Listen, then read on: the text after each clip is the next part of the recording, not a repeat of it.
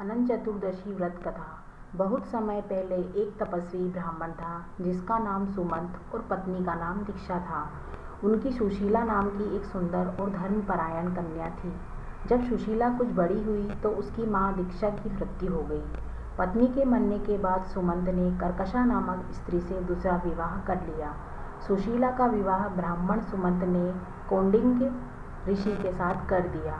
विदाई में कुछ देने की बात पर कर्कशा ने दामाद को कुछ ईंटें और पत्थरों के टुकड़े बांधकर दे दिए। कौंडिन्य ऋषि दुखी हो अपनी पत्नी को लेकर अपने आश्रम की ओर चल दिए, परंतु रास्ते में ही रात हो गई। वे नदी तट पर संध्या करने लगे।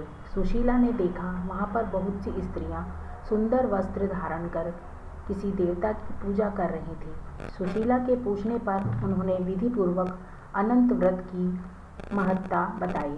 सुशीला ने वहीं उस व्रत का अनुष्ठान किया और 14 गांठों वाला डोरा हाथ में बांधकर ऋषि कौंडिन्य के पास आ गई। कौंडिन्य ने सुशीला से डोरे के बारे में पूछा तो उसने सारी बात बता दी। उन्होंने डोरे को तोड़कर अग्नि में डाल दिया।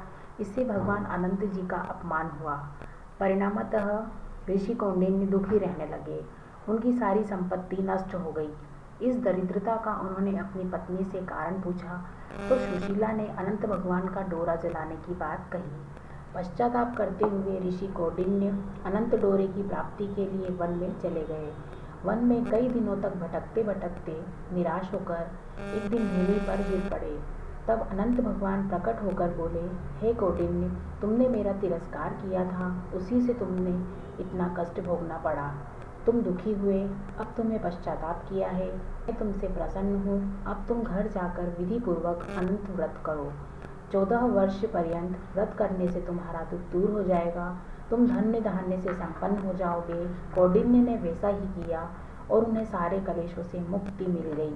श्री कृष्ण की आज्ञा से युधिष्ठिर ने भी अनंत भगवान का व्रत किया, जिसके प्रभाव से पांडव महाभारत के युद्ध में विजय हुए तथा चिरकाल तक राज्य करते रहे।